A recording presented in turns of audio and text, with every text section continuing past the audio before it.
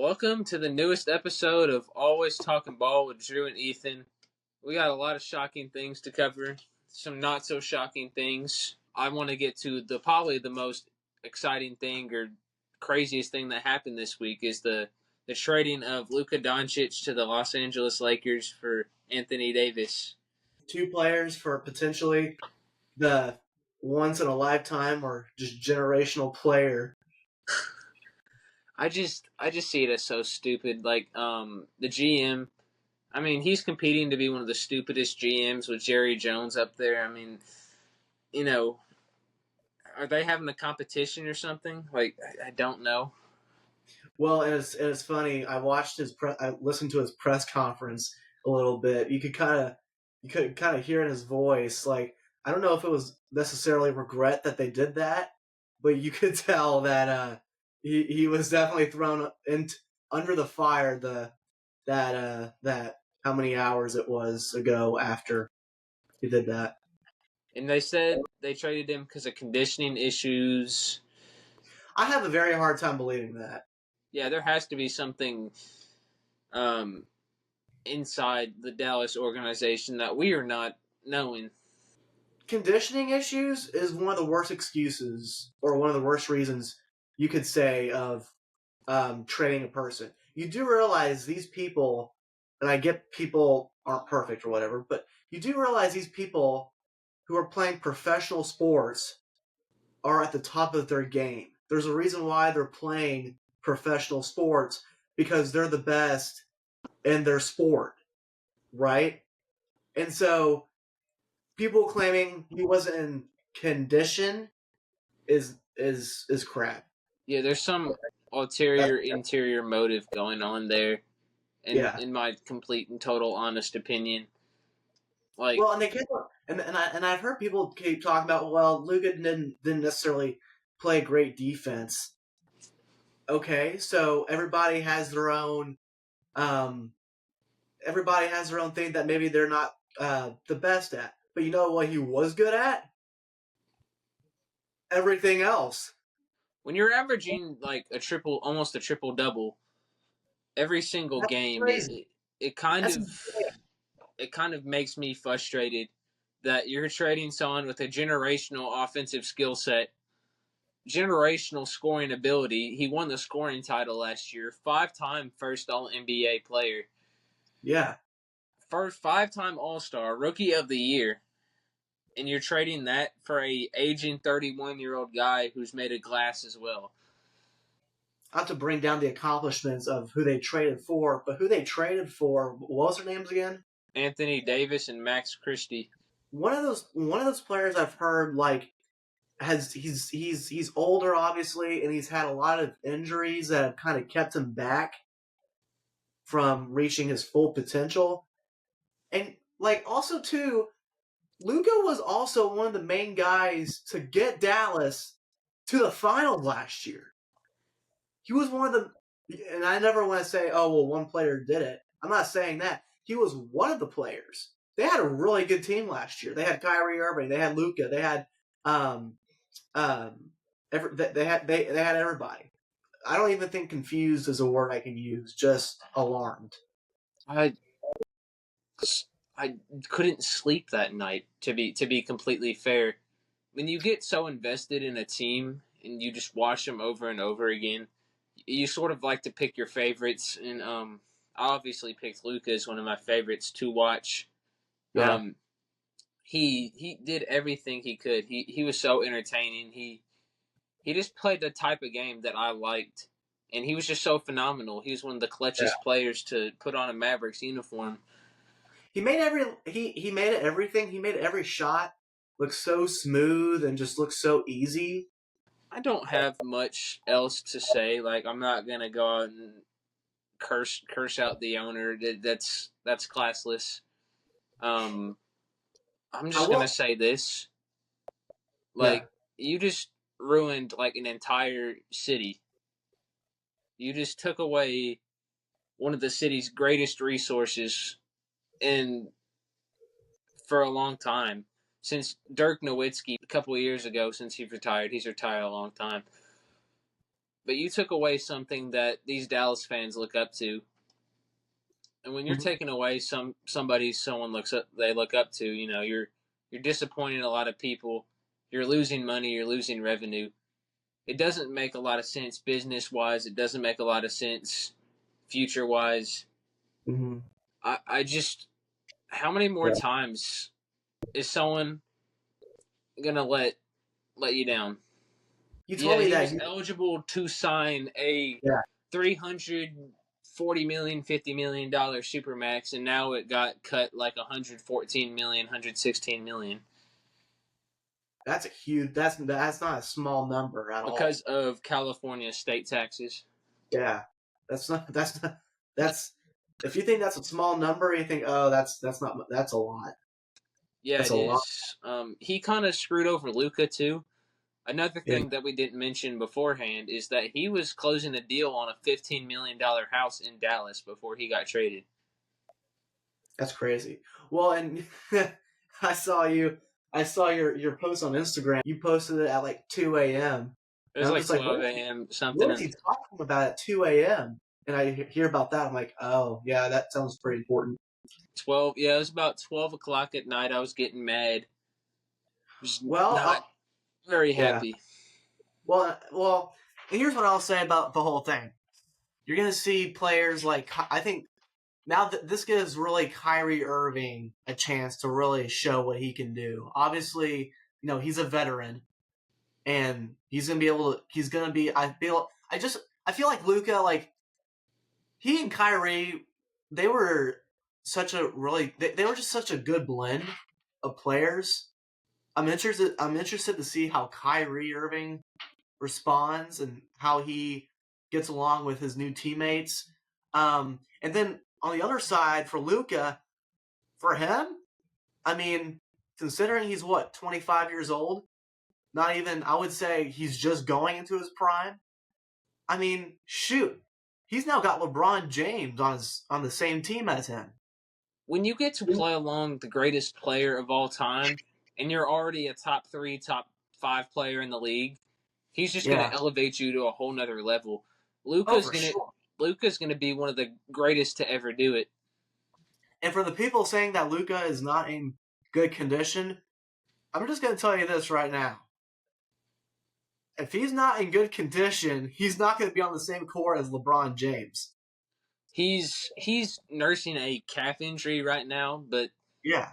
not supposed to return for like another month, I believe. But it's like I said earlier, it's just silly to trade away a whole city icon, a man of the people of Dallas, someone Yeah. who, when you thought of Texas, you thought of Luka Doncic. You didn't Mavericks, yeah. you didn't trade away Luka. You traded away the city of Dallas along with it. I will say though, and I know I kind of talked to you a little bit beforehand, but I saw on the news. Let's see, I saw there was a coffin placed on the outside of American Airlines Center, um, which I thought was kind of silly. There were a whole bunch of just signs like protests about, you made the wrong decision of trading him. And then I told you this, Ethan. I saw a water bottle, or it was some kind of bottle, and it had Jesus Christ, but it had Luka's head replacing Jesus's head. And I'm just like, no, that's I no, mean, I'm done. the Like that's coffin and all the jerseys and stuff and all the signs by the Dirk Nowitzki statue is, I think that's an okay response. I think, yeah, it can be a little much for some people who don't watch basketball as much or don't, get that invested in the team. But obviously, when you bring religion, you yeah, bring Jesus and this type of thing, I don't think it's the it's not. best idea to do, especially in this, because basketball is only temporary. So It's only I can't say it's only a game because this is people's jobs, but I it mean you can't. doesn't last forever, and like anything else on this earth, it's going to disappoint you Yeah, in yep. the end. But anyway, I knew something I didn't tell you about, but the Big 12 teams for football released their schedules today. Okay. And since I think the winningest team deserves to go first, we will look at Arizona State's schedule. I did see, I believe, Kansas State's schedule came out. And I think I don't know if I saw Iowa State. No, it wasn't Iowa State. It was Kansas State. Okay.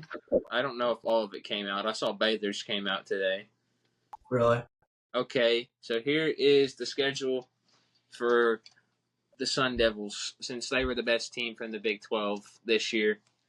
Mm-hmm. Northern Arizona, Mississippi State, Texas State, Baylor, TCU, Utah, Texas Tech, Houston, Iowa State, bye week, West Virginia, Colorado, Arizona, and that's it. And I see this. I mean, honestly, this year, unless the Sun Devils do anything super drastic, they're not going to be as good as they were this past year. No. They still have Sam Levitt, but they got a lot of people leaving. Yeah. Well, and we'll do a lot of these predictions, later when, college football, when the season, when the spring happens, and when all that comes around again. Yeah, give it a month or so. Yeah. We're never done talking about football. No, we're never. Football's not even over yet. We still got the Super Bowl. Yeah. We'll get to in a minute. Well, and like you said, I mean, they got to go on the road to Mississippi State. That is not a fun place to play at all. No. I especially see Mississippi State improving this year with their transfer portal class. Yeah. So they should be a much improved team. Obviously Baylor, TCU at Utah. But Utah could be a tricky game. I mean, they've always been kind of tricky at home. I know they weren't as good as people thought they were going to be last year, but it could be tricky. Texas Tech, never know. Houston, never know. At Iowa State, it's going to be a tough one. West Virginia, at Colorado, and Arizona. Yeah. We'll see what happens. The Big 12 has obviously only had one team get in this year. The one team barely lost to Texas. And I just thought it'd be something interesting to bring up in this discussion today. As more schedules get released, we will continue to cover those promptly. Yeah. But anyways, the Super Bowl is this week. The biggest event in all of football, to be fair. Super Bowl weekend. Yeah. And they have something called Super Bowl Monday, where all these employees get off because they're either drunk, hungover, something's going on with them. Super Bowl weekend. The Eagles versus Kansas City. A battle of a running back and the battle of another generational player in his own right, Patrick Mahomes. The man of the hour. Two men of the hour. Maybe 3 men of the hour. There's Jalen Hurts and Saquon Barkley on one side, and just Patrick Mahomes and the referees on the other. But we'll see. The Eagles and the Chiefs have matched up in a Super Bowl prior. The Chiefs won by 3 points on a last-second field goal and a last-second holding call on Juju Smith-Schuster 2 years ago. I see this going both ways. I know the Chiefs, they've won so many close games this year, so there's no doubt it's going to be a close game. Yeah. The Chiefs win close games. Chiefs probably going to three-peat, but it's kind of hard as a Cowboys fan to want to root for the Eagles, to root for a division rival. But the enemy of my enemy is my friend. So, hey, considering I dared to sing the "Fly Eagles Fly" song, you shouldn't feel too bad. To be fair, yeah, now it's kind of coming back in my face, and now I kind of have to make a decision. Do I want Patrick Mahomes to win another Super Bowl, or do I want the Eagles to win a Super Bowl and have their fans bragging for another 10 years about their Super Bowl? You know what's crazy? I think this year, Mahomes and the Chiefs I believe they're either 11-0 or 12-0 this year in one possession games, That's which is crazy. crazy to me. They don't lose Ele- close games. They're one of the two, either 11-0 or 12-0, in one possession games. Whichever one it is, that's crazy. If that was completely flipped or even halfway, their season wouldn't be the way it's going today. Oh yeah. Well, and then Philly was like at the very beginning of the year. I couldn't quite figure out Philly just because they weren't I don't want to say they weren't complimentary of each other, but they just I felt like they were trying to figure it out at the beginning of the year, just like They every haven't team does. figured out their identity yet. Yeah. Well, I mean, once they started really pounding the ground with Saquon Barkley, um, AJ Brown having another big year, Jalen Hurts having another pretty good year, that Philadelphia defense is legit. Um, they just blended together and they've gotten to the Super Bowl for the second time in what 3 years? Yeah, of You course. know? And the Eagles having their second appearance in 3 years as well. Yeah. So, and I like to look at this game both ways. I like to look that the Chiefs have a really solid defense, really Yeah. solid. Yeah. The Chiefs' Well, offense necessarily isn't the most amazing offense in the world. When you have a yeah. quarterback of that caliber on one side, he's going to deliver when it matters most. Yeah. But then on one side, you have a running back with everything to play for. Yeah, I believe Saquon hasn't won a Super Bowl yet because he was with the Giants for how many years and then he got traded over. Yeah, he has the chance to create. He wasn't traded over. I think he signed in the offseason He signed in the offseason, yeah. with the Eagles. He has a chance to have one of the greatest running back seasons we have seen in recent history in the NFL. You can make the argument that Saquon Barkley could have been maybe the best free agent to be signed by a team. He was the best. You could make that argument, especially for running backs. You could make Yeah. that argument. That position is dying right now, and Saquon Barkley resurrected that position. He reset the market for running backs. No, he definitely. If I'll, if Philly didn't get Saquon Barkley, I don't know how they definitely wouldn't be as dominant maybe in the run game. They've been dominant in the past in years past without Saquon, obviously without him, but I don't think they would have been this dominant in the run game. No, not at all. If you see what I'm saying. Yeah, I see what you're saying. I'm putting on, you know, with the Chiefs being geared up to stop Saquon Barkley, I think AJ Brown is going to have a massive game. I think he's going to catch two touchdowns, maybe 100 yards. Mm-hmm. Jalen Hurts is going to quiet all the doubters that he's had since draft day and get the Eagles over the hump. Are you going Eagles? I'm going with the Eagles. Just add another more salt to the wound for any Dallas fan out there. Dallas fans have had a rough week. Sorry, Dallas fans, your week's gonna get rougher again. I got the Eagles winning in a close one.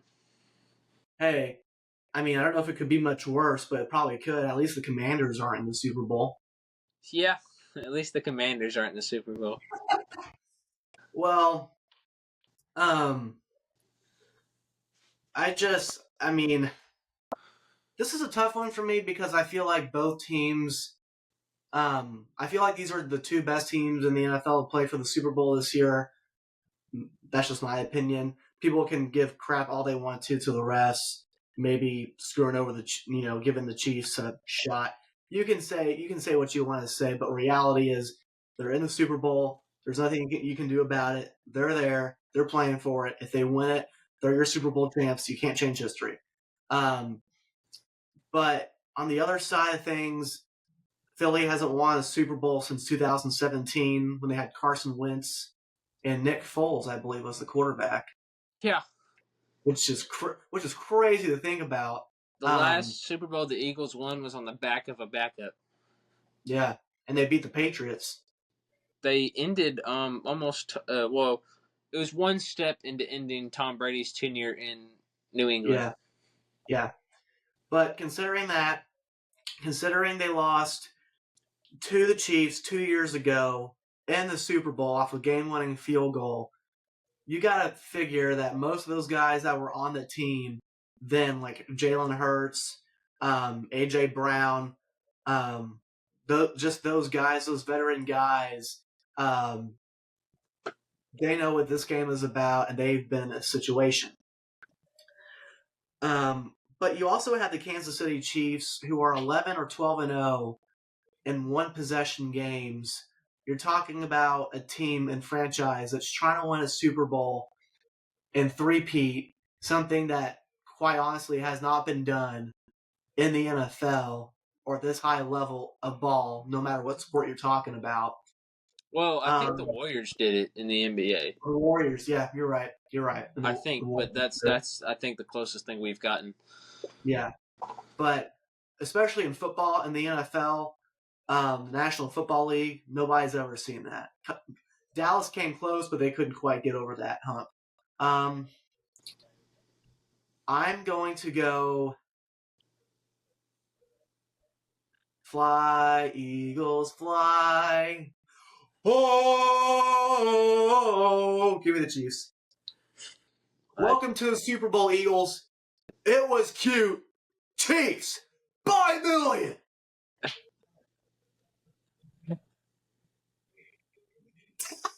I'm broke, Ethan. I am broken.